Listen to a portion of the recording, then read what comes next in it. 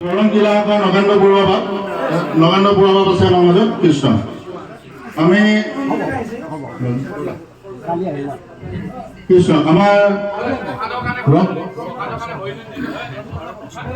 আমাৰ ৰঞ্জু ডেকাই উপস্থিত হৈছে কৃষ্ণ আমি তেখেতৰ চৰণলৈ সেৱা জনাইছোঁ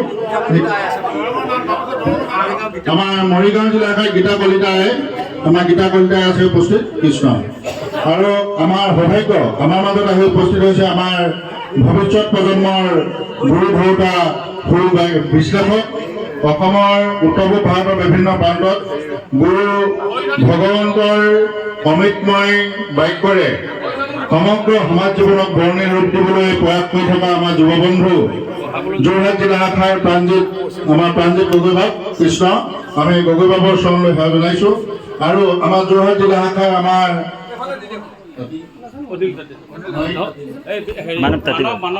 মানৱ তাঁতিবাব আছে আমি তেখেতৰ শ্ৰীমুখ পদ্মে আমি কীৰ্তন আমাৰ চন্দ্ৰ অনিল বৰুৱা বহুজনা উপস্থিত আছে কৃষ্ণ শ্ৰীমদ্ ভাগবত শ্ৰীকৃষ্ণায় নম ও নমো ভগবতে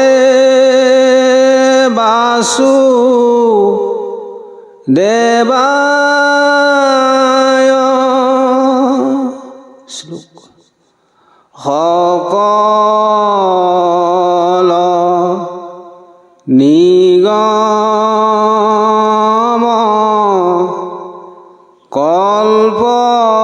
কল্পতৰু তাৰ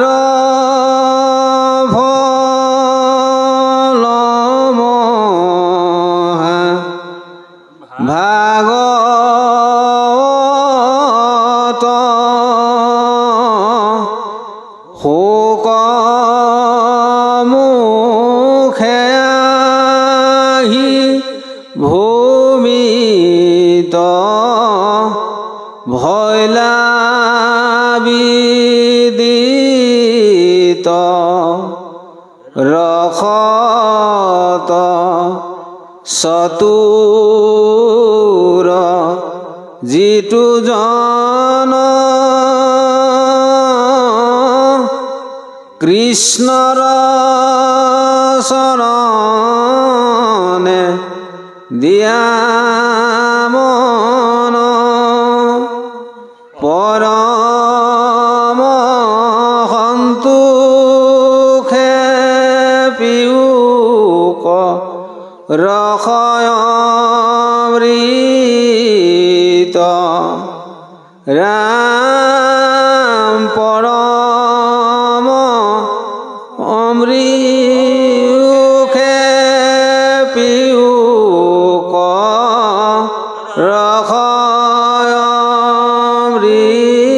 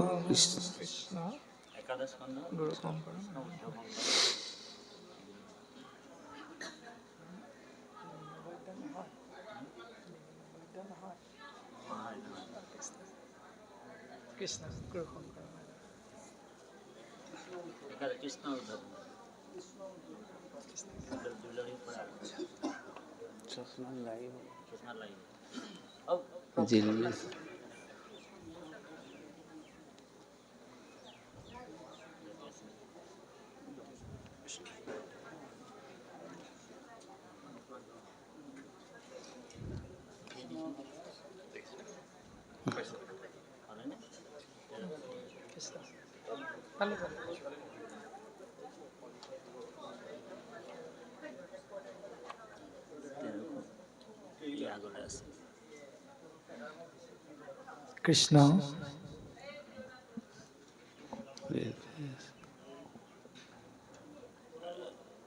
সবাৰো শ্ৰীচৰণত আমি মূৰ্হমতীয়ে পুনশ্চবাৰ ভক্তিভৰা সেৱা আৰু শ্ৰদ্ধা নিবেদন কৰা হৈছে।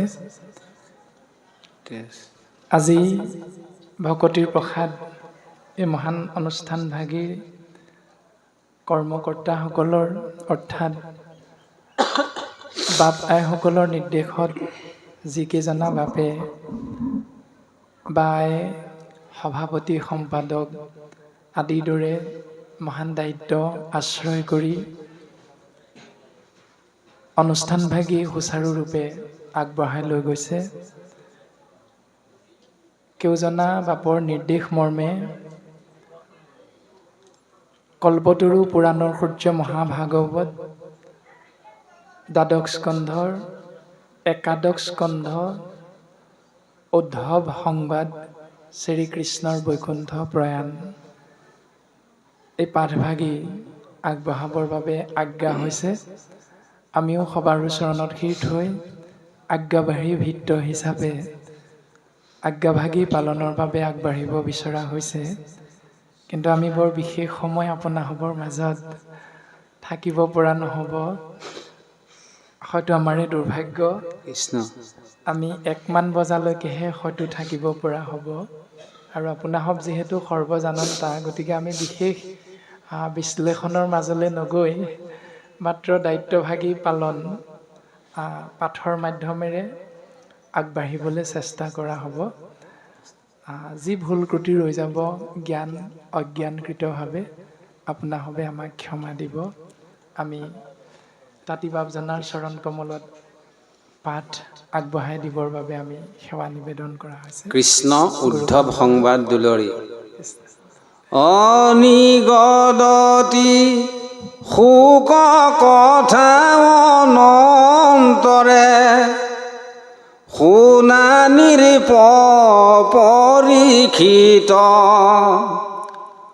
পৰম ভকত উদ্ধৱে বুজিলা কৃষ্ণৰ হবে ইংগিত দেখিবি মংগলয়া কলিলা মান মাধৱৰ ভাঞ্জ কাজ কুল সংঘাৰিবা বৈকুণ্ঠে লৰিবা এৰিয়া দ্বাৰকাৰাজ অহা কৃষ্ণ স্বামী বুলন্ত লোটক নয়নৰ পৰা পৰে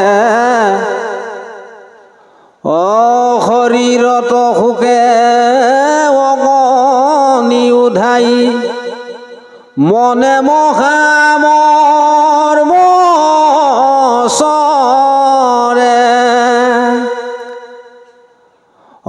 তেজিয়া নিশ্বাস চাপি লন্ত পাখ সন্তাপে আকুল ভাব বিৰল থানত পৰি প্ৰণামিলা হিৰে পৰখিয়া পাৱ কৃষ্ণৰ বিহুগে আগি অন্তগ্ৰতে হৃদয় দগধ কৰে শোকে মকমকী কৰন্ত ক্ৰন্দন নয়নৰ নীৰজৰে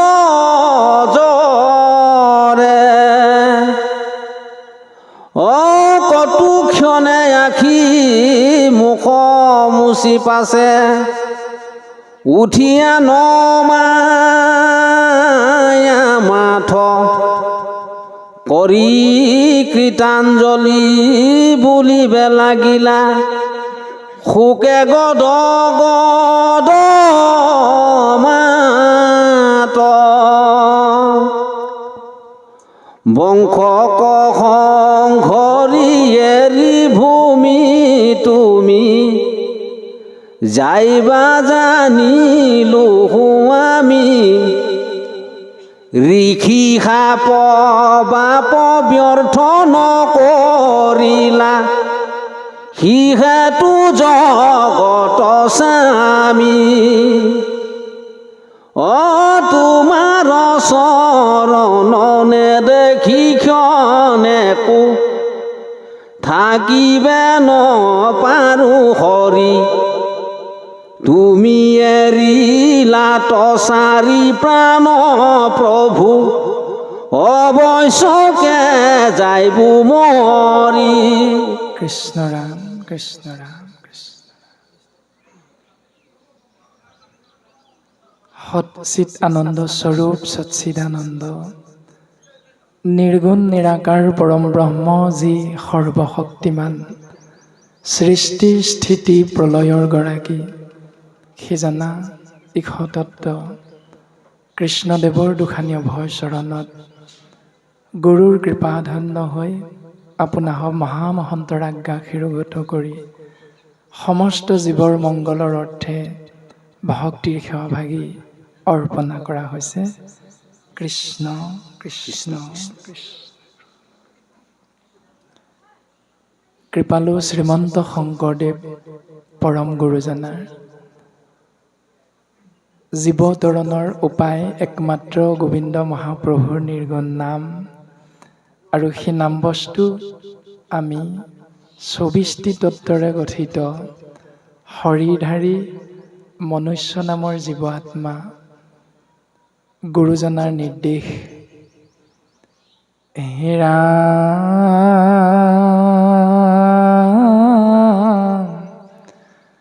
শ্ৰৱণ কীৰ্তন ধৰ্ম প্ৰকাশে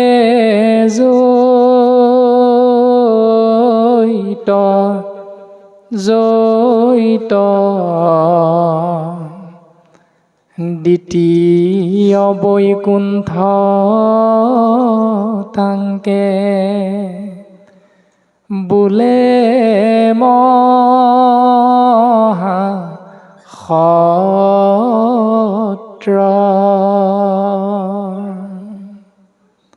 আৰু গুৰুৰ সেই নিৰ্দেশ আমি সমস্ত জনাই একমুখে স্বীকাৰ কৰি শিৰোগত কৰি হৃদয়াংগম কৰি অনুধাৱন কৰি আজিৰ এই পবিত্ৰ পুণ্যধাম আমাৰ সমস্ত জনাৰে সুহৃদ তিলেশ্বৰ বাপজনাৰ গৃহৰ মধ্যে আহি উপবিষ্ট হৈছোঁ যে গোবিন্দ মহাপ্ৰভুৰ নিৰ্গুণ নাম এই দ্বিতীয় বৈকুণ্ঠপুৰীত উপস্থিত হৈ আমি সমস্ত জনাই নিজৰ জীৱন ধন্য কৰিম এয়াই হ'ল আমি সমস্ত জনাৰে চিন্তা আৰু গুৰুজনাই সেই সূত্ৰে আমি সমস্ত জনাকে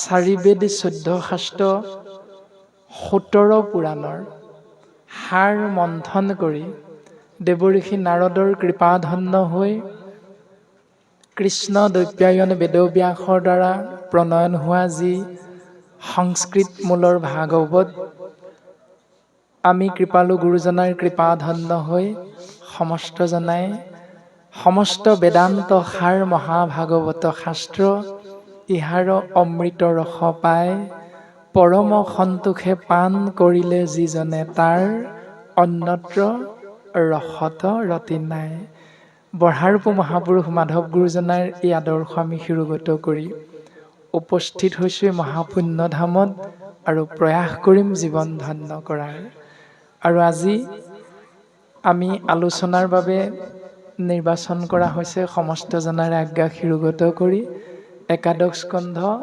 উদ্ধৱ সংবাদ শ্ৰীকৃষ্ণৰ বৈকুণ্ঠ প্ৰয়াণ পৰমাত্মা ইশতত্ব হ'ল নিৰ্গুণ নিৰাকাৰ কৃষ্ণ তত্ত্ব আৰু সগুণ সাকাৰ ৰূপত জীৱৰ মংগলৰ অৰ্থে যদ্যপি অজ জন্ম মৃত্যুৰহিত তথাপিতো ভগৱন্তই জন্ম ধৰে জীৱৰ মংগলৰ অৰ্থে আৰু গুৰুজনে আমাক সিদ্ধান্ত দিছে সুহি জন্মে জীৱৰ জনম দূৰ কৰে আৰু তেনেধৰণে গুৰুজনাৰ আদৰ্শৰে অনুপ্ৰাণিত হৈ আমি বিশ্লেষণ কৰিলে বুজিব পাৰোঁ যে কৃষ্ণ তত্ত্ব হ'ল নিৰ্গুণ নিৰাকাৰ আৰু শ্ৰীকৃষ্ণ হ'ল সগুণ সাকাৰ। ৰাম তত্ত্ব হ'ল নিৰ্গুণ নিৰাকাৰ, শ্ৰীৰাম তত্ত্ব হ'ল সগুণ সাকাৰ। এনেকৈ ভগৱন্তৰ যি নাম ব্ৰহ্ম নিৰ্গুণ আৰু সগুণ, এই বিষয়বস্তুৰ মাধ্যমেৰে আমি চিন্তা কৰিলে উত্তৰ পাম যে সত্য ত্ৰেতা দুয়ো যুগ পাৰ হৈ ভগৱন্ত পুৰুষে দ্বাপৰ যুগৰ শেষত কলিৰ আদ্ৰত জীৱৰ মংগলৰ অৰ্থে শ্ৰীকৃষ্ণ এক শৰীৰধাৰী জীৱাত্মা ৰূপত প্ৰৱেশ কৰিছে, যাক আমি সমস্ত জনাই অৱতাৰ বুলি কওঁ, বুজি পাওঁ এনেধৰণে যে সেই অৱতাৰ মথুৰা নগৰত কংসৰ কাৰাগাৰত বসুদেৱ মহাসন্তৰ ঔৰসত দৈৱকীৰ গৰ্ভত জন্মগ্ৰহণ কৰিছে। একেবাৰে সহজ শব্দ, আৰু শাস্ত্ৰই কৈছে অৱতাৰ ধাৰণ কৰিছে। আৰু তেনেধৰণে প্ৰায় ১২৫ বছৰ কাল ধৰাধামত থাকি তিনিটা উদ্দেশ্য বিশেষ মহত্ব, যে যদা যদা হি ধৰ্মস্য গ্লানিৰ্ভৱতি ভাৰত অভ্যুত্থানম ধৰ্মস্য তদাত্মানম সৃজাম্যহম পৰিত্ৰাণায় সাধূনাম বিনাশায় চ দুষ্কৃতাম ধৰ্ম সংস্থাপনাৰ্থায় সম্ভৱামি যুগে যুগে। যুগে যুগে মানে সময়ে সময়ে ভগৱন্ত পুৰুষে দুষ্টক দমন, সন্তক পালন, দুষ্কৃতি বিনাশ, সংস্কৃতি ৰক্ষা। ধৰ্মৰ ওপৰত যেতিয়া অধৰ্মৰ প্ৰাদুৰ্ভাৱ হয়, তেতিয়াই অধৰ্মক বিনাশ কৰি ধৰ্মক পুনৰ প্ৰতিষ্ঠা কৰি জীৱৰ মংগল সাধন কৰি ভগৱন্ত পুৰুষে এই কায়িক দেহ এৰি পুনৰ স্বধাম বৈকুণ্ঠলৈ প্ৰস্থান কৰে বা গমন কৰে। আৰু একাদশ স্কন্ধটো সেই তত্ত্বকে আমাক প্ৰকাশ কৰিছে। কৃষ্ণ পৰমাত্মা আৰু উদ্ধৱ জীৱাত্মাৰ প্ৰতীক হিচাপে পৰমাত্মা ঈশতত্ত্ব আৰু জীৱাত্মা মহাভক্ত উদ্ধৱৰ মাজত যি কথোপকথন, সেই কথোপকথনকে আমাক সংবাদ হিচাপে প্ৰকাশ কৰি গুৰুজন বস্তুৱে জ্ঞান দিবৰ চেষ্টা কৰিছে। প্ৰথম প্ৰকাশ কৰিছে যে ভগৱন্ত পুৰুষে যেতিয়া বিখ্যাত ভাৰত যুদ্ধৰ সামৰণি কৰি হস্তিনাপুৰৰ পৰা সাগৰ বক্ষত থকা দ্বাৰকা নগৰলৈ প্ৰত্যাগমন কৰিব বিচাৰিছে, তাৰ প্ৰাক মুহূৰ্তত পাণ্ডৱ জননী কুন্তীৰ পৰা বিদায় লৈছে আৰু কৌৰৱৰ জননী গান্ধাৰীৰ পৰা বিদায় লৈছে।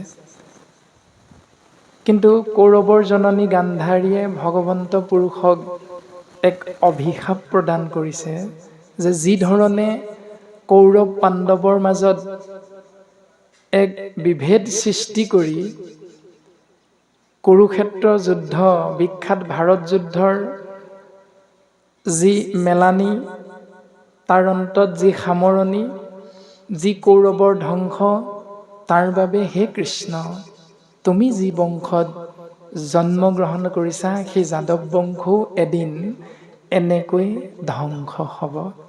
এয়া গান্ধাৰীৰ অভিশাপ। আৰু গুৰুজনাই যিহেতু আমাক কৃষ্ণ সংস্কৃতি শিকাইছে, সেই কৃষ্ণ সংস্কৃতিৰ প্ৰথম দৰ্শনটো আমাক এনেধৰণে দেখাইছে যে ভগৱন্ত ঈশতত্ত্ব কৃষ্ণদেৱে মাতৃ গান্ধাৰীৰ যি অভিশাপ, সেই অভিশাপক আশীৰ্বাদ হিচাপে গ্ৰহণ কৰিছে। ভগৱন্ত পুৰুষৰ সমস্ত শক্তিৰ আধাৰ যদি আমি চিন্তা কৰোঁ, তেতিয়াহ'লে গান্ধাৰীৰ সেই অভিশাপক ভগৱন্ত পুৰুষে মুহূৰ্ততে খণ্ডন কৰিব পাৰে। কিন্তু ভকতৰ মনোবাঞ্ছা পূৰণ, এয়াই হ'ল ভগৱন্তৰ দৰ্শন। কৃপালু গুৰুজনাই আমাক দেখুৱাইছে। যিটো জাতিৰ পিতা মহামানৱ মহাত্মা গান্ধীয়েও আমাক দৰ্শন কৰাইছে যে এখন গালত যদি কোনোবাই চৰ মাৰে, তেতিয়াহ'লে অন্যখন গালো পাতি দিয়াটো হ'ল সেইজন মনুষ্যৰ কৰ্তব্য আৰু ধৰ্ম। গুৰুজনাই দিয়া সেই কৃষ্ণ সংস্কৃতি অভিশাপক আশীৰ্বাদ হিচাপে শিৰোগত কৰিছে ভগৱন্ত পুৰুষে।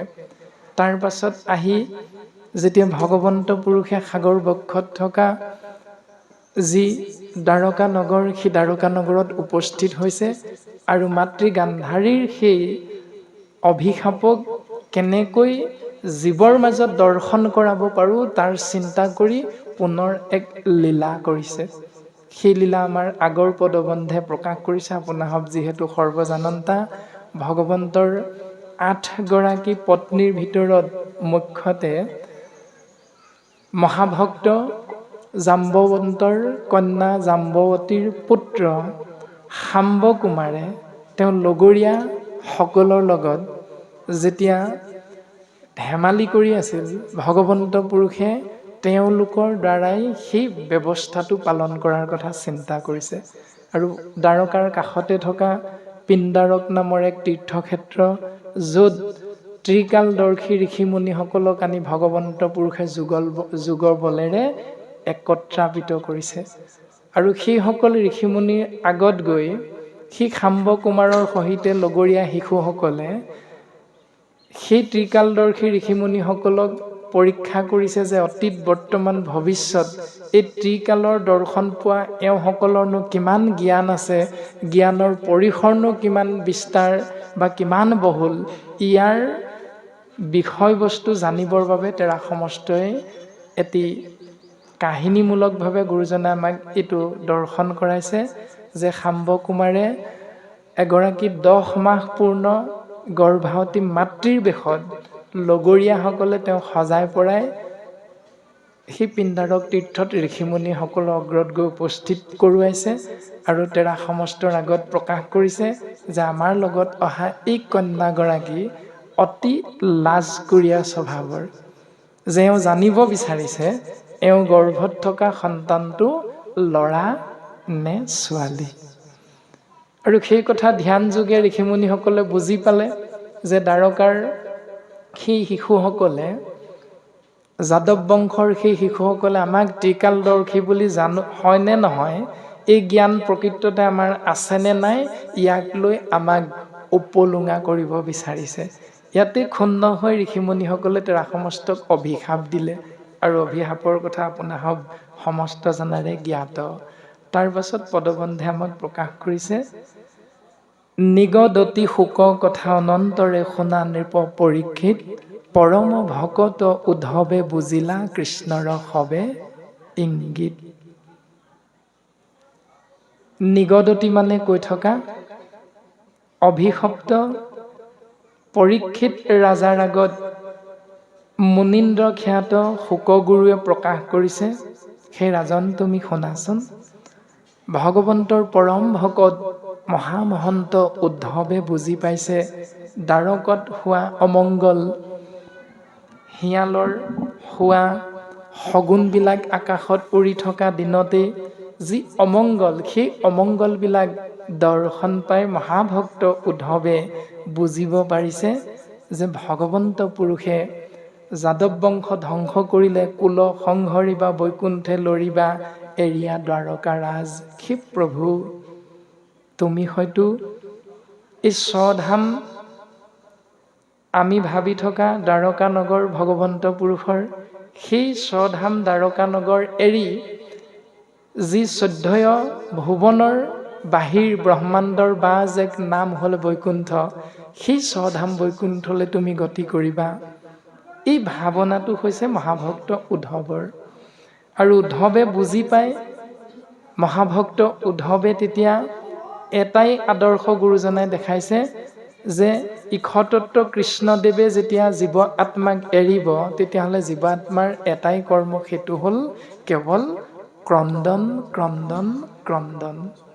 আৰু বৰ্তমানো পদবন্ধে আমাক সেই দৰ্শনটো দিছে, হে ৰাম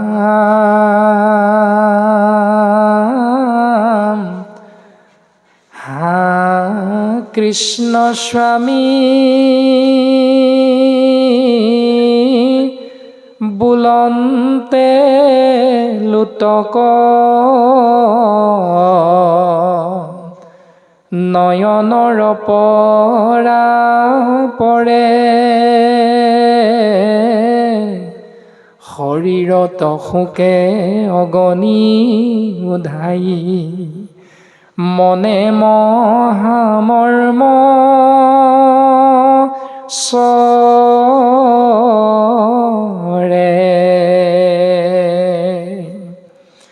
ৰাম তেজীয়া নিশ্বাস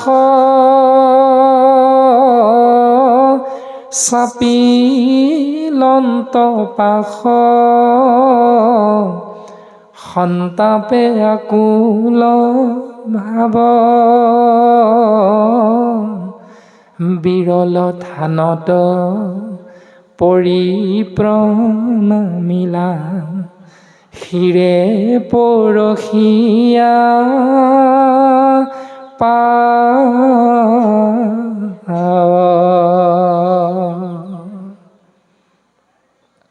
আমিও যিধৰণে সমস্ত জনাই গুৰুজনাৰ আদৰ্শ শিৰোগত কৰোঁ যে আদি গুৰু পিতৃ মাতৃ পিতৃদেৱো ভৱ মাতৃদেৱো ভৱ অতিথি দেৱো ভৱ এই তিনিটা বিষয়বস্তু আমি প্ৰত্যেকেই আশ্ৰয় কৰি গৃহস্থী ধৰ্ম সংসাৰ ধৰ্ম পালন কৰোঁতে আমাৰো সেই জন্মদাত্ৰী পিতৃ আৰু মাতৃয়ে আমাকো এৰি এই সংসাৰত নিথৰুৱা কৰি গুচি যায় আৰু তেতিয়া আমাৰো অন্তৰাত্মাত প্ৰত্যেকৰে হয়তো সেই অনুভৱ হয়, দুখ হয়, সুখ হয়। আৰু ঠিক তেনেধৰণে সংসাৰ ধৰ্ম পালন কৰা শৰীৰধাৰী জীৱাত্মাৰ প্ৰতীক হিচাপে উদ্ধৱৰো দুখ হৈছে। কিন্তু আপোনাৰ মোৰ দুখ, আপোনাৰ মোৰ সুখ সাংসাৰিক ধৰ্ম পালন আৰু শাস্ত্ৰসন্মতে দিয়া এজন মহাভকতৰ দুখ আৰু সুখৰ মাজত পাৰ্থক্য আছে। সেই পাৰ্থক্য গুৰুজনাই কৈছে যে আমি যাৰ বাবে দুখ কৰোঁ, আমি যাৰ বাবে সুখ কৰোঁ, সেয়া হ'ল সংসাৰ ধৰ্মত আমাৰ ইষ্ট মিত্ৰ কুটুম্ব বংশ পৰিয়াল ককাই ভাই আদিৰ বাবে। কিন্তু মহাভক্ত উদ্ধৱে দুখ কৰিছে সৰ্বশক্তিমান ঈশতত্ত্ব সৃষ্টি স্থিতি প্ৰলয়ৰ গৰাকী কৃষ্ণ তত্ত্বৰ বাবে। আৰু কৃপালু গুৰুজন বস্তুৱেও আমাক দুখ কৰিবলৈ কৈছে, সুখ কৰিবলৈ কৈছে কেৱল সৰ্বশক্তিমান ঈশতত্ত্বৰ বাবেহে। আৰু তাৰ মহান দৰ্শন শাস্ত্ৰসন্মতে আমাক এনেকৈ দৰ্শন কৰালে যে বিৰল থানত পৰি প্ৰণামিলা শিৰে পৰশিয়া পাৱ। ভগৱন্ত পুৰুষে যাদৱ বংশ ধ্বংস কৰি অৰণ্যৰ মাজত অশ্বত্থ বৃক্ষৰ তলত ব্যাধৰ শৰত শৰবিদ্ধ হৈ পৰি আছে। সকলোৰে এইখিনি কথাই জ্ঞাত। আৰু সেই ব্যাধৰো পূৰ্বজন্মৰ বিষয়বস্তু আপোনাসৱৰ জ্ঞাত যে বালিৰ পুত্ৰ অংগদ। ৰামচন্দ্ৰই যেতিয়া লুকাই সুগ্ৰীৱৰ নিৰ্দেশ মৰ্মে সুগ্ৰীৱৰ বন্ধুত্ব স্থাপনৰ চিনাকি হিচাপে সুগ্ৰীৱৰ ককায়েক বালিক যেতিয়া বধ কৰিছিল, তেতিয়া বালিৰ পুত্ৰ অংগদে পিতৃ হত্যাৰ প্ৰতিশোধ ল'বৰ বাবে ৰামৰ চৰণত সেৱা নিবেদন কৰিছিল। মই জানো প্ৰভু তোমাক বধ কৰিব পৰা, তোমাক মাৰিব পৰা শক্তি মোৰ নাই, তথাপিতো জন্ম দিয়া পিতৃৰ প্ৰতিশোধৰ বাবে আমি তোমাৰ চৰণত সেৱা নিবেদন কৰিছোঁ। তেতিয়া ৰামচন্দ্ৰই আজ্ঞা কৰিছে যে এই জন্মত তোমাৰ সেই আশা পূৰণ নহ'ব, অহা জন্মত যেতিয়া আমি দ্বাপৰ যুগত দৈৱকী নন্দন শ্ৰীকৃষ্ণ ৰূপে অৱতাৰ ধাৰণ কৰিম, তেতিয়া তুমি ব্যাধ ৰূপে জন্মগ্ৰহণ কৰি তুমি তোমাৰ মনৰ আশা পূৰণ কৰিব পাৰিবা। আৰু সেইমতে ব্যাধৰ শৰত শৰবিদ্ধ হৈ ভগৱন্ত পুৰুষ অশ্বত্থ বৃক্ষৰ তলত শয়ন কৰিছে। আৰু তাতেই গৈ যেতিয়া মহাভক্ত উদ্ধৱে ভগৱন্তক দৰ্শন পাইছে, গুৰুজনাই আমাক সেই স্থানৰ নাম চিনাকি কৰি দিছে বিৰল থান। যি স্থানত কেৱল উপস্থিত আছে জীৱাত্মাৰ প্ৰতীক মহাভক্ত উদ্ধৱ আৰু পৰমাত্মা ঈশতত্ত্ব কৃষ্ণদেৱ। সেইকাৰণে জীৱাত্মাৰ উদ্ধৱৰ য'ত মহামিলন, জীৱাত্মা পৰমাত্মাৰ য'ত মহামিলন, ভকত ভগৱন্তৰ য'ত মহামিলন, সেই স্থানক শাস্ত্ৰই বৰ্তমান বিৰল থান বুলি আমাক অভিহিত কৰিছে। আৰু তাতেই প্ৰকাশ কৰিছে কৰি কৃতাঞ্জলি বুলিবে লাগিলা শোকে গদ গদ মাত। কৃতাঞ্জলি সেৱা নিবেদন কৰিছে। আৰু এই কৃতাঞ্জলি সেৱা শাস্ত্ৰসন্মত শ্ৰেষ্ঠতম সেৱা। আমি শাস্ত্ৰসন্মতে সমস্ত জনাই হয়তো সেৱাৰ বিষয়বিলাক কম বেছি পৰিমাণে বুজি পাওঁ। আমি আপোনাসৱৰ অগ্ৰত জ্ঞান দিব পৰা আমাৰ ধৃষ্টতা নাই। আমি সেৱাভাগ নিবেদন সৰ্বপ্ৰথমেই কৰা হৈছে যে অঞ্জলি সেৱা, পুতাঞ্জলি সেৱা আৰু কৃতাঞ্জলি সেৱা, এনেকৈ তিনিটা ভাগ আমি সকলোৰে কম বেছি পৰিমাণে জ্ঞাত। আৰু শাস্ত্ৰই কৈছে যেতিয়া কৃষ্ণ দৈপায়ন বেদব্যাসে উগুল থুগুল ভাৱাপন্ন হৈ বদৰিকাশ্ৰমত বহি আছিল, তেতিয়া বৈকুণ্ঠৰ পাৰিষদ দেৱঋষি নাৰদৰ আগমন হৈছে আৰু নাৰদক সেৱা কৰিছিল পাদ্য, অৰ্ঘ্য আৰু কৃতাঞ্জলি সেৱা। তাৰ পাছত অভিশপ্ত পৰীক্ষিত ৰজাই যেতিয়া ম্ৰিয়মান এটি জীৱৰ ধৰ্ম কৰ্ম কি হ'ব পাৰে, শাস্ত্ৰই কি বুলি সিদ্ধান্ত দিছে, তাৰ জ্ঞান লাভ কৰিবৰ বাবে যেতিয়া ঋষিমুনিসকলৰ চৰণত সেৱা নিবেদন কৰিছিল, যেতিয়া মুনীন্দ্ৰ খ্যাত শুকগুৰুৰ চৰণত সেৱা নিবেদন কৰিছিল, তেতিয়াও কৃতাঞ্জলি সেৱা। এনেকৈ ভাগৱতে আমাক কৃতাঞ্জলি সেৱাৰ দৰ্শন দিছে। আৰু এই মুহূৰ্তটো প্ৰকাশ কৰিছে মহাভক্ত উদ্ধৱে কৃতাঞ্জলি সেৱা নিবেদন কৰিছে। অৰ্থাৎ শৰীৰত থকা 10টি ইন্দ্ৰিয়ৰ শ্ৰেষ্ঠ হ'ল একাদশ ইন্দ্ৰিয় মন। এই একাদশ ইন্দ্ৰিয় মন সহিতে আমাৰ যিবিলাক ইন্দ্ৰিয়, এই ইন্দ্ৰিয়ৰ যি দুখন হাত, এই দুয়োখন হাত পৃথকে পৃথকে নাৰাখি একেলগ কৰি শাস্ত্ৰসন্মতে যেতিয়া আমি পদুম ফুলৰ কলিটোৰ দৰে এজন বাপে অন্য এজন বাপক, এগৰাকী আয়ে অন্য এগৰাকী আইক যেতিয়া সেৱাভাগ নিবেদন কৰা হয়, তেতিয়া সেই সেৱাভাগীকে স্বাভাৱিকতে কৃতাঞ্জলি সেৱা হিচাপে নামাকৰণ কৰা হৈছে। গতিকে আমিও সেই ধৰণে গুৰুসকলৰ পৰা, আপোনাসৱ মহামহন্তৰ পৰা জ্ঞান লাভ কৰাৰ বাবে সেই কথাখিনি অৱগত কৰা হৈছে। আৰু এই মুহূৰ্তত মহাভক্ত উদ্ধৱেও ভগৱন্তৰ চৰণত কৃতাঞ্জলি সেৱা নিবেদন কৰি প্ৰকাশ কৰিছে, হে প্ৰভু তোমাৰ চৰণ নেদেখি ক্ষণেকো থাকিবে নপাৰো হৰি, তুমি এৰিলাত চাৰি প্ৰাণ প্ৰভু অৱশ্যেকে যাইব মৰি। হে প্ৰভু তুমি থাকোঁতে তোমাৰ কাষত জ্ঞান লাভ কৰি মই মোৰ জীৱন ধন্য কৰিছিলোঁ। প্ৰভু তুমি যদি মোক এৰি যোৱা, মোৰ অৱস্থা কি হ'ব প্ৰভু? এটাই সেৱা নিবেদন কৰিছে, প্ৰভু যদি তুমি যোৱাগৈ, হয় তুমি মোক লগত লৈ যোৱা, নহয় তুমি নগৈ এই সংসাৰতে মোক কৃপা কৰি জীৱৰ মংগলৰ অৰ্থে থাকি যোৱা। এনেধৰণে উদ্ধৱে সেৱা নিবেদন কৰিছে।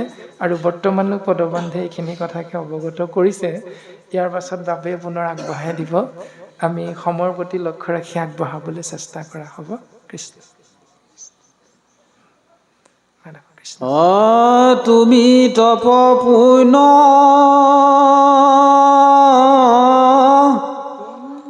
তুমি বিনে শূন্য,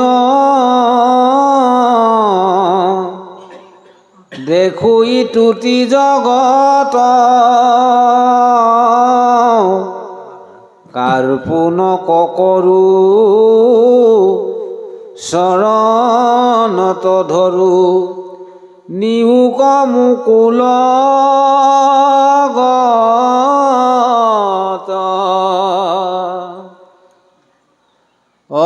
তোমাৰ চৰণ পংকজ পুজিবে, কত পুণ্যে পাইলো লাগ, বাপ জগন্নাথ নকৰা অনাথ, ভকতক তুমি ত্যাগ, অসম্যকে অমৃত তোমাৰ চৰিত্ৰ, শুনে মাত্ৰ যিটো নৰে, পায়া প্ৰেম ভাৱ নেৰয় তজু পাৱ, বিষয় কুপৰি হৰে,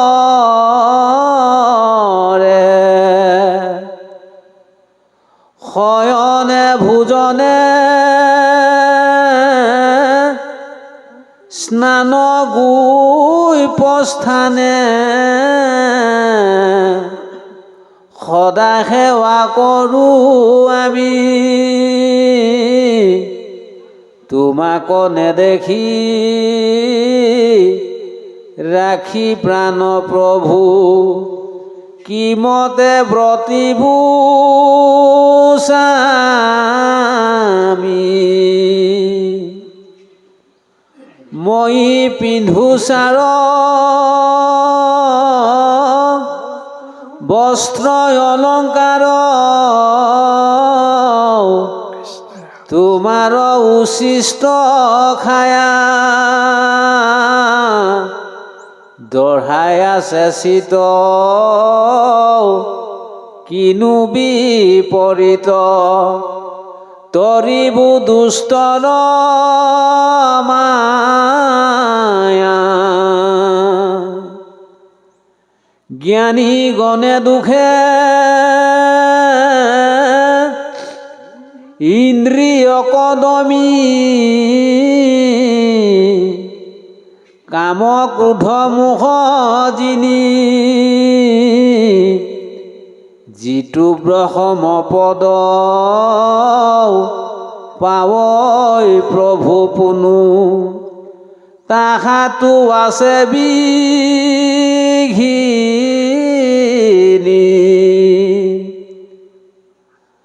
আমি মহামূঢ় গৃহবাসী সুখে সংগ লয়া ভকতৰ তোমাৰ চৰিত্ৰ কথা শুনিলাতে তৰিবু মায়া দুষ্টৰ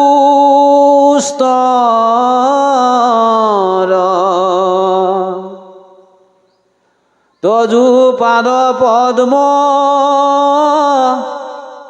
হৃদয়ে ধৰিয়া গাইবু গুণ নাম গীত হেতেকে মুকুতি অপ্ৰয়াসে পাইবু সেনহে আছিল চিত অচৰণ ছত্ৰৰ ছায়া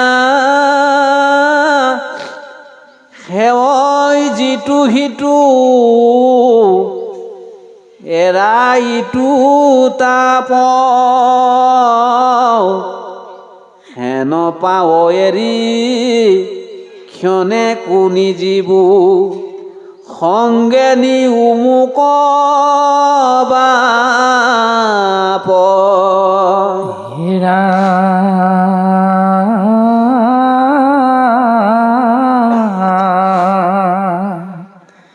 সবে পৰি হৰি চৰণ দুতয় তুহুমাৰ কৰিলো সাৰ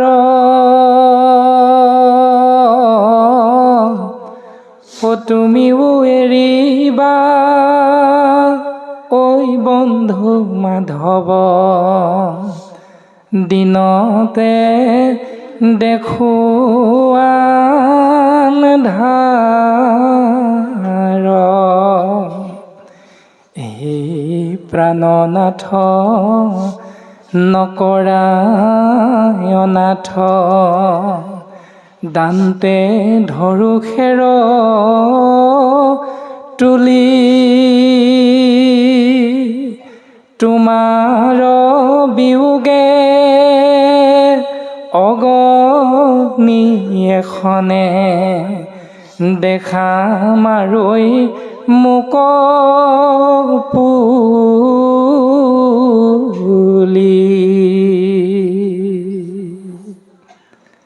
ভগৱন্ত পুৰুষৰ দুখানী অভয় চৰণত পৰি মহাভক্ত উদ্ধৱে কেৱল কান্দিছে, মাথোন কান্দিছে যে সেই প্ৰভু শয়নে ভোজনে স্নানে গুপ্তস্থানে আমি কেৱল তোমাকেই চিন্তা কৰোঁ, কিন্তু তুমিও দেখোন মোক এৰি যাব ওলাইছা প্ৰভু। আমাৰ ইচ্ছা আছিল, আমাৰ আশা আছিল যে তোমাৰ কাষত থাকি ভকতৰ সংগত তোমাৰ নাম আশ্ৰয় কৰি আমি চিত্ত নিৰ্মল কৰি সংসাৰ এৰি যাব পাৰিম, সুন্দৰভাৱে মুকুতি লাভ কৰিব পাৰিম। কিন্তু প্ৰভু, সেই আশা আমাৰ পূৰণ নহ'ব নেকি? এনেকৈ মহাভক্ত উদ্ধৱে ভগৱন্তৰ চৰণত সেৱা নিবেদন কৰিছে। বৰ্তমান পদে আমাক এনেধৰণে কথাখিনি প্ৰকাশ কৰিছে যে সেই প্ৰভু, যিহেতু ভগৱন্ত পিতৃ হ'ল বসুদেৱ আৰু বসুদেৱৰ ভাতৃ দেৱভাগৰ পুত্ৰ হ'ল মহাভক্ত উদ্ধৱ, আৰু সেই সূত্ৰে দুইজনাৰ বয়স সাংসাৰিক দৃষ্টিত একে, প্ৰায় সমান, আৰু সেই সূত্ৰে তেৰা সমস্তই দুইজনে একেখন বিচনাতে শয়ন কৰে, একেলগে খেলা ধূলা কৰে, আৰু ইজনে সিজনৰ বস্ত্ৰ উচ্ছিষ্ট অৰ্থাৎ এৰেহা গ্ৰহণ কৰে। এনেধৰণে ভাগৱতৰ পদবন্ধে গুৰুজনাই প্ৰকাশ কৰিছে যে তথাপিতো সেই প্ৰভু তুমি আমাক এৰি যাব ওলাইছা। এই বুলি কৈ মহাভক্ত উদ্ধৱে কান্দিছে, আৰু ভাগৱতে আমাক প্ৰকাশ কৰিছে, হে ৰাম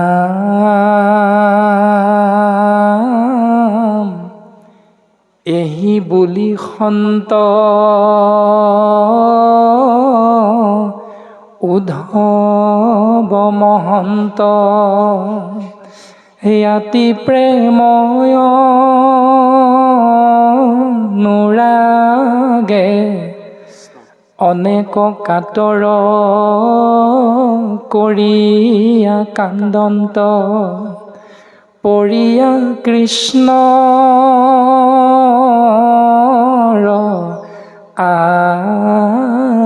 আগে,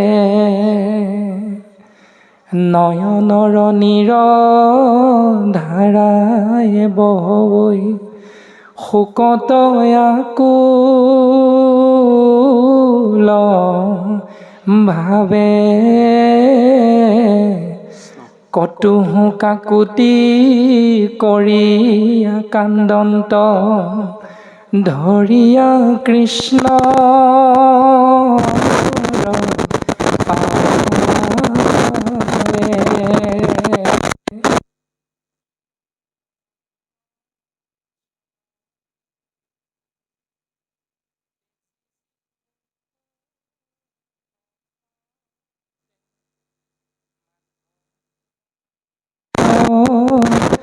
নৱধা সমূলি নিউক মুক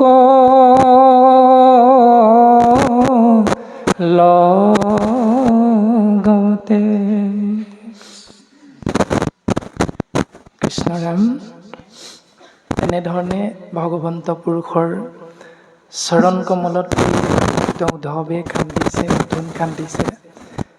যিটো বিষয়বস্তু গুৰুজনাই আমাক দৰ্শন কৰাইছে যে সত্যৰ সদায় জয়, আৰু সেই সত্যৰ পক্ষে যদি আমিও প্ৰত্যেক শৰীৰধাৰী জীৱাত্মাই এখোজ দুখোজকৈ কায় বাক্য মন নিজৰ জীৱন আগবঢ়াই নিব পাৰোঁ, তেতিয়া সেই জীৱৰ প্ৰতি ভগৱন্ত পুৰুষৰ পূৰ্ণ কৃপা বৰ্ষণ হয়, আৰু সেই পূৰ্ণ কৃপাৰ বশত জীৱই এই সংসাৰৰ পৰা পৰম ধাম বৈকুণ্ঠ প্ৰাপ্তি হয়, যি পৰম পদ সালোক্য সাজুৰ্য সাৰূপ্য সামীপ্য মোক্ষ বা নিৰ্বাণ, এই মহামুক্তি পৰম পদ আত্যান্তিক সুখ মায়াৰ পৰা পৰিত্ৰাণ, এই ধৰণে গুৰুজন বস্তুৱে আমাক দৰ্শন কৰাইছে।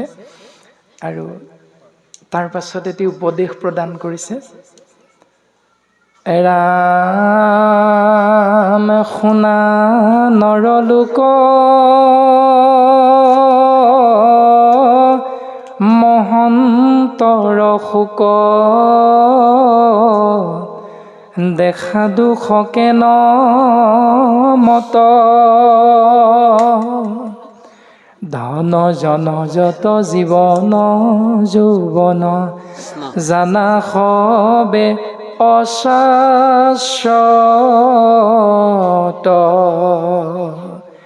পুত্ৰ পৰিবাৰ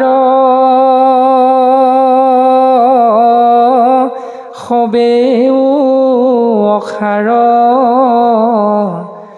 নাটেক তাতেক মায়া ক্ষণেকে থাকিয়া ক্ষণেকে অন্তৰৈ সৌম্যকে মেঘৰ ছায়া। সেই মনুষ্য শৰীৰধাৰী জীৱাত্মা, তোমালোকে চোৱাচোন যে এই সংসাৰত যে তোমালোকে নিজৰ দুখবিলাকক গুৰুত্ব দি মোৰ সমান যেন দুখী এই পৃথিৱীত আৰু কোনো নাই এনেকৈ যে ভাবি দুখত পৰা, তাৰ বিষয়ে তোমালোকক কওঁ শুনা যে দুখ অকল তোমালোকৰে নহয়, যে মহাভক্ত মহামহন্ত উদ্ধৱৰো দুখ হৈছে। গতিকে সংসাৰ ধৰ্ম পালনত কলিৰ মলমতী মনুষ্যৰ আমাৰো যে দুখ নহ'ব এইটো ভবাটো কিন্তু অনৰ্থক। অৰ্থাৎ আমাৰো দুখ আছে, যিহেতু মহামহন্তৰো দুখ হয়। কিন্তু মনত ৰাখিবা, ধন জন জীৱন যৌৱন এইবিলাকৰ কাৰণে যদি আমি চিন্তা কৰি দুখ কৰোঁ তেতিয়াহ'লে এইবিলাক হ'ল অশাশ্বত। শাশ্বত মানে সত্য বা সঁচা, অশাশ্বত মানে হ'ল অসত্য বা মিছা। গতিকে পুত্ৰ পৰিবাৰ এই সকলোবিলাক নাটেক তাতেক মায়া, অৰ্থাৎ ভেলকিবাজিৰ নিচিনা। এজন যাদুকৰে যেনেকৈ অকণমান সময় আপোনাক মোক মোহাচন্ন কৰি কিবা এটা বস্তুৰ প্ৰতি আকৃষ্ট কৰি ৰাখে, যিটো ব্যক্তিজন গুচি যোৱাৰ লগে লগে আকৌ আমি আচল ৰূপটো দৰ্শন পাই যাওঁ। ঠিক তেনেকৈ মোৰ ধন মোৰ জন মই হ'লো মহাজন, ঐশ্বৰ্য বিভূতি মোৰ আছে। ঐশ্বৰ্য বিভূতি হ'লে পৃথিৱীখনো কিনিব পাৰি, ধৰ্ম কৰ্ম কেলৈনো লাগিছে। এই ভাৱনাযুক্ত হৈ যদি আমি সংসাৰত বৰ্তি থাকোঁ, মইহে মই তইহে তই, তেতিয়াহ'লে ক্ষণেকে থাকিয়া ক্ষণেকে অন্তৰৈ সৌম্যকে মেঘৰ ছায়া। এইবিলাক যিহেতু মেঘৰ ছায়াৰ নিচিনা, তাতেক নাটেক মায়াৰ নিচিনা, গতিকে এই মায়াৰ পৰা পৰিত্ৰাণ পাবৰ বাবে তোমালোকে চেষ্টা কৰা, অভ্যাস কৰা। ব্ৰহ্মাদেৱে যেতিয়া জানিব বিচাৰিছিল, ভগৱন্তৰ চৰণত অৰ্পণ কৰিছিল, প্ৰভু তোমাৰ মায়াৰ বিষয়ে আমাক অকণমান কৃপা কৰা, তেতিয়া ভগৱন্ত পুৰুষে ব্ৰহ্মাদেৱক কৈছে যে অবস্তুক দেখাবয় বস্তুক আৱৰি, এহিতো মোহৰ মায়া জানা নিষ্ট কৰি। তাৰ প্ৰমাণ হিচাপে আমি চিন্তা কৰিলে উত্তৰ পাম যে এটা ঘৰ যেতিয়া কোটি টকা খৰচ কৰি আমি শোভাবৰ্ধন কৰি নিৰ্মাণ কৰোঁ, সেই ঘৰটোৰ যেতিয়া দুৱাৰখন বন্ধ থাকে তেতিয়া আমি কোনোজন বাপ আয়ে বোলে হেৰা ঘৰ কৃষ্ণ, হেৰা ঘৰ নমস্কাৰ, এইবুলি আমি কেতিয়াও ঘৰটোক নমস্কাৰ বা কৃষ্ণ নকৰোঁ। কিন্তু যেতিয়া বাৰান্দাত এগৰাকী 90 ঊৰ্ধৰ কলা হ'লেও কণা হ'লেও ককা বা আইতা বহি থাকে, তেতিয়া কিন্তু পদূলি মুখৰ পৰা ককা কৃষ্ণ বহিছে, আমি এই বুলি প্ৰত্যেকে সম্বোধন কৰোঁ। ঠিক তেনেকৈ দুই চৰ্ম চক্ষুৱে দেখি থকা এই শৰীৰটো হ'ল বিনাশী, কিন্তু আপোনাৰ মোৰ দৃষ্টিত শৰীৰটো হ'ল অবিনাশী বস্তু বুলি ভাবোঁ। কিন্তু শৰীৰটোৰ পৰা এদিন এনে এটা শক্তি ওলাই গুচি যায়, যিটো আমি চকুৰে কোনোদিন দেখা নাপাওঁ, মাত্ৰ হৃদয়ৰ অনুভৱৰ বস্তু, তথাপিতো আমি তাক সকলোৱে অবস্তু বুলি মান্যতা প্ৰদান কৰোঁ। কিন্তু শাস্ত্ৰই কৈছে চকুৰে দেখা শৰীৰটো যদিও দেখা বস্তু বুলি ভাবিছা, ই কিন্তু প্ৰকৃততে অবস্তু। আৰু যিটো চকুৰে দেখা নাই, সেই নেদেখা বস্তুটোক যিহেতু তোমালোকে অবস্তু বুলি ভাবিছা, কিন্তু সেইটো হ'ল প্ৰকৃততে বস্তু। আৰু এই অবস্তু বস্তুৰ মাজত পাৰ্থক্য লাভ কৰিবৰ বাবে আমাৰ কৃপালু শ্ৰীমন্ত শংকৰদেৱ গুৰুজনে আমাক দৰ্শন কৰাইছে। এৰাম পঞ্চভূতি দেহা কেশে মায়া বুলি কয়, তৰণ উপায় গুৰু সেৱা কেশে কয়। এতিয়া পঞ্চভূতি দেহটোৱে হ'ল মায়া, যিহেতু ক্ষিতি অপ মৰুদ ব্যোম তেজ মাটি পানী বায়ু অগ্নি আকাশৰ দ্বাৰা নিৰ্মিত। কিন্তু ইয়াৰ পৰা পৰিত্ৰাণ পাবৰ বাবে একমাত্ৰ উপায়টো হ'ল গুৰু সেৱা। ঋষি পাছে জানিল বেদ সবে সপ্ত ঋষি তাত পাছে পাইলে